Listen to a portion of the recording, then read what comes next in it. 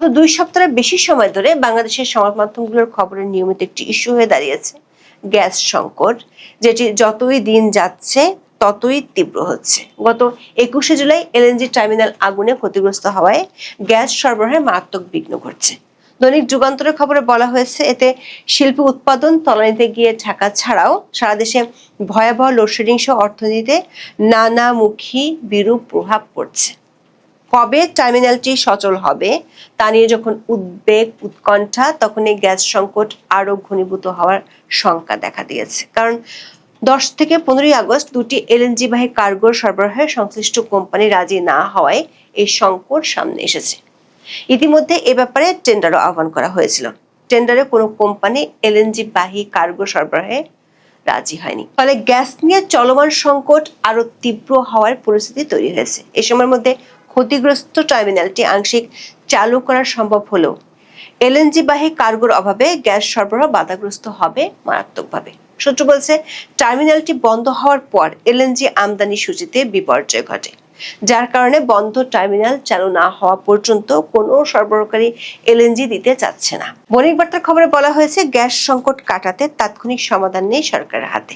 অবশ্য প্রধানমন্ত্রী তারেক রহমানের তথ্য উপদেষ্টা দাবি করেছেন, ধাপে ধাপে গ্যাস সংকট কাটবে, তবে সেই ধাপগুলো পার হতে কতটা সময় লাগবে সেটি তিনি উল্লেখ করেননি।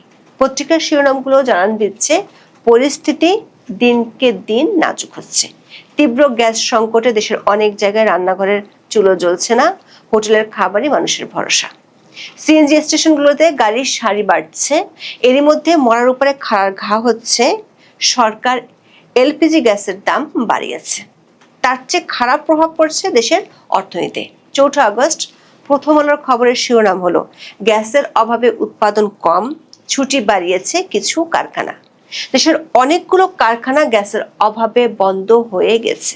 গ্যাস সংকটের চাপ বাড়ছে বিদ্যুতের উপর। পাওয়ার গ্রিড বাংলাদেশের তথ্য অনুযায়ী সোমবার দিনের বেশিরভাগ সময় বিদ্যুৎ উৎপাদনে ঘাটতি 3000 মেগাওয়াটের বেশি ছিল। এতে সারা দেশে লোডশেডিং এর সময় ও পরিধি বাড়াতে হয়েছে। অনেক শহর ও গ্রামে বিদ্যুৎ এখন আসে আর যায়। গ্যাস বিদ্যুতের অভাবে দেশের অর্থনীতি যখন নাজেহাল অবস্থা, তখন সরকার চলছে ঋণ নিয়ে। 2026-27 অর্থ বছরের প্রথম 13 দিনই সরকারের ব্যাংক ঋণের পরিমাণ দাঁড়িয়েছে 9209 কোটি টাকা।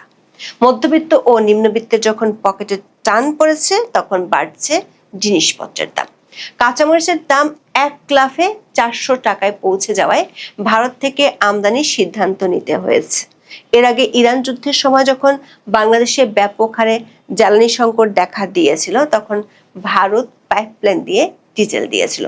তবে অর্থনীতির ক্ষেত্রে ভারতের সাথে বাংলাদেশের এই সম্পর্ক রাজনীতিতে গিয়ে ধাক্কা খাচ্ছে। শেখ হাসিনার দেশে ফেরার ঘোষণার পর সেই ধাক্কার প্রভাবে জোর বেড়েছে। এর মধ্যে 5 আগস্ট বুধবার শেখ হাসিনা দিল্লিতে সাংবাদিকদের একটি অনুষ্ঠানে ভার্চুয়ালি উপস্থিত থাকার খবর গণমাধ্যমে প্রকাশের পর থেকে বাংলাদেশ সরকারের পক্ষ থেকে সর্বোচ্চ প্রতিক্রিয়া দেখা যাচ্ছে। বুধবার দিল্লিতে foreign correspondents club of south এশিয়ার আয়োজনে ভার্চুয়ালি অংশগ্রহণের কথা রয়েছে শেখ হাসিনার। দিল্লির ব্রিফিংয়ে বাংলাদেশ সরকার নির্বাহী আদেশে কার্যক্রম নিষিদ্ধ দল, আওয়ামী লীগের নেতা, সাবেক কূটনীতিক ও বিভিন্ন পর্যায়ে দায়িত্ব পালন করা কর্মকর্তাদেরও আমন্ত্রণ জানানো হয়েছে। তাদের মধ্যে শেখ হাসিনার ছেলে সজীব ওয়াজেদ জয়, সাবেক শিক্ষামন্ত্রী মহিবুল হাসান চৌধুরী নওফেলও রয়েছেন। প্যানেলে ক্রিকেটার সাকিব আল হাসান, সাবেক কূটনীতিক আমিনুল হক পলাশ ও বিশ্লেষক আবু ওবায়দা ওয়েনের নাম রয়েছে। এছাড়া বাংলাদেশ হিউম্যান রাইটস ওয়াচের সেক্রেটারি জেনারেল মোহাম্মদ আলী সিদ্দিকী এবং সংস্থাটির যুক্তরাষ্ট্র শাখার পরিচালক শাহ মোহাম্মদ বখতিয়ারেরও নাম রয়েছে। বিষয়টি সামনে আসার পর নড়েচড়ে বসেছে বাংলাদেশ সরকার। প্রধানমন্ত্রীর পররাষ্ট্র বিষয়ক উপদেষ্টা হুমায়ুন কবিরের সঙ্গে সোমবার সৌজন্য সাক্ষাৎ করেন ঢাকায় নিযুক্ত ভারতের হাই কমিশনার দীনেশ ত্রিবেদী। এ সময় শেখ হাসিনা সহ কার্যক্রম নিষিদ্ধ আওয়ামী লীগের কেউ যেন ভারতের ভূখণ্ড ব্যবহার করে রাজনৈতিক বক্তব্য দিতে না পারেন সে বিষয়ে দিল্লি সহযোগিতা চান তারেক রহমানের উপদেষ্টা। কিন্তু একদিনের মধ্যেই ভারত সরকার জানিয়ে দিয়েছে, এই অনুষ্ঠান ঠেকানোর উপায় তাদের হাতে নেই। দেশটির পররাষ্ট্র মন্ত্রণালয়ের মুখপাত্র রণধীর জয়সওয়ালের কাছে মঙ্গলবার সাংবাদিকরা বিষয়টি নিয়ে জানতে চেয়েছিলেন।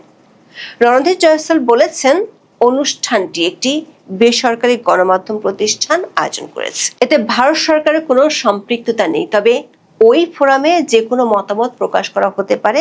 ভারত সরকার তার কোনোটি সমর্থন করে না। ভারতের পররাষ্ট্রমন্ত্রীর জবাব থেকে একটি বিষয় পরিষ্কার, সাংবাদিকদের অনুষ্ঠানের মতো পাবলিক ফোরামে ভার্চুয়ালি উপস্থিত হয়ে শেখ হাসিনার বক্তব্য দেওয়া ঠেকাতে কূটনৈতিক দিক থেকে বাংলাদেশ সরকার যে চেষ্টা করেছিল সেটাতে ভারত সরকারের সায় নেই। এই জবাবের আগে অবশ্য বাংলাদেশ সরকারের শীর্ষ মহলে শেখ হাসিনার বক্তব্য ঠেকানোর পদক্ষেপের ক্ষেত্রে পরস্পর বিরোধী বক্তব্য পাওয়া গেছে। মঙ্গলবার সচিবালয় তথ্য মন্ত্রণালয়ের নিয়মিত ব্রিফিংয়ে তারেক রহমানের তথ্য উপদেষ্টা জাহিদুর রহমান শেখ হাসিনার বক্তব্য বাংলাদেশি মিডিয়াতে প্রচারের ব্যাপারে সতর্ক করে দিয়ে আইনগত ব্যবস্থা নেওয়ার কথা বলেছেন। বাংলাদেশের আন্তর্জাতিক অপরাধ ট্রাইব্যুনালের দেয়া একটি রায়ের কথা স্মরণ করিয়ে দিয়ে উপদেষ্টা জাহিদুর রহমান বলেছেন, তারা এ ব্যাপারে ব্যবস্থা নেবেন। আগেরবার একটা সতর্কতা দিয়েছিলেন, আবার স্মরণ করে দিচ্ছেন যেন কেউ না করে। অবশ্য অন্তর্বর্তী সরকার আমলে 2024 সালের 8 ডিসেম্বর যুক্তরাজ্য আওয়ামী লীগের এক সমাবেশে অনলাইনে যুক্ত হয়ে বক্তব্য রেখেছিলেন শেখ হাসিনা। তখন অন্তর্বর্তী সরকার ও আদালতের ওই নিষেধাজ্ঞার কথা বলে বাংলাদেশের গণমাধ্যমগুলোকে হুঁশিয়ার করেছিল। 9 ডিসেম্বর জার্মান ভিত্তিক সংবাদ মাধ্যম ডয়েচে ওয়েলে বাংলা জাহিদুর রহমানের অডিও সাক্ষাৎকার প্রকাশ করেছিল। সেই সাক্ষাৎকারে জাহিদুর রহমান বলেছিলেন, তারেক রহমানের মতো শেখ হাসিনার বক্তব্য প্রচারের নিষেধাজ্ঞাও উদ্ভট ও হাস্যকর। অবশ্য জাহিদুর রহমান শেখ হাসিনার যে কোনো বক্তব্য প্রচার না করার জন্য হুঁশিয়ারি দিলেও আইসিটির চিফ প্রসিকিউটর আমিনুল ইসলাম বলেছেন, বিদ্বেষমূলক বক্তব্য ছাড়া সাবেক প্রধানমন্ত্রী শেখ হাসিনার বক্তব্য প্রচারে কোনো আইনি বাধা নেই। 4 আগস্ট ট্রাইব্যুনালে নিজের কার্যালয়ে সংবাদ সম্মেলনে সাংবাদিকদের প্রশ্নের জবাবে তিনি কথা বলেন। আন্তর্জাতিক অপরাধ ট্রাইব্যুনাল রায়ে পরিষ্কারভাবে বলেছিলেন, বিদ্বেষমূলক বক্তব্যই শুধু প্রচার বা প্রকাশ করা যাবে না। শেষ পর্যন্ত এ নিয়ে তথ্য ও সম্প্রচার মন্ত্রণালয় থেকে বিবৃতিও দেওয়া হয়েছে, যেখানে দাবি করা হয়েছে আন্তর্জাতিক অপরাধ ট্রাইব্যুনাল এর আগে গণমাধ্যম ও সামাজিক যোগাযোগ মাধ্যমে শেখ হাসিনার বক্তব্য প্রচারের উপর নিষেধাজ্ঞা দিয়েছেন। যদিও আইসিটির চিফ প্রসিকিউটর বলেছেন, শুধু বিদ্বেষমূলক বক্তব্য প্রচার করা যাবে না, শেখ হাসিনার স্বাভাবিক বক্তব্য প্রচার করা যাবে। একাধিক সূত্র বলছে, বুধবার শেখ হাসিনার বক্তব্য দেওয়ার ঘোষণাটি সরকারের চিন্তা বাড়াচ্ছে। সরকার একটি পক্ষ বলছে, শেখ হাসিনা দেশে আসার ঘোষণা দেওয়ার পর থেকে কূটনৈতিক ও রাজনৈতিক মহলে কিছু বিষয় নিয়ে সরকারকে জটিলতার মধ্যে পড়তে হচ্ছে। এর মধ্যে পাবলিক ফোরামে শেখ হাসিনা বক্তব্য দিলে সেই জটিলতা আরো বাড়ার আশঙ্কা করছে সরকার। তবে সরকার যেভাবে দেশীয় সংবাদ মাধ্যমের উপর নিষেধাজ্ঞা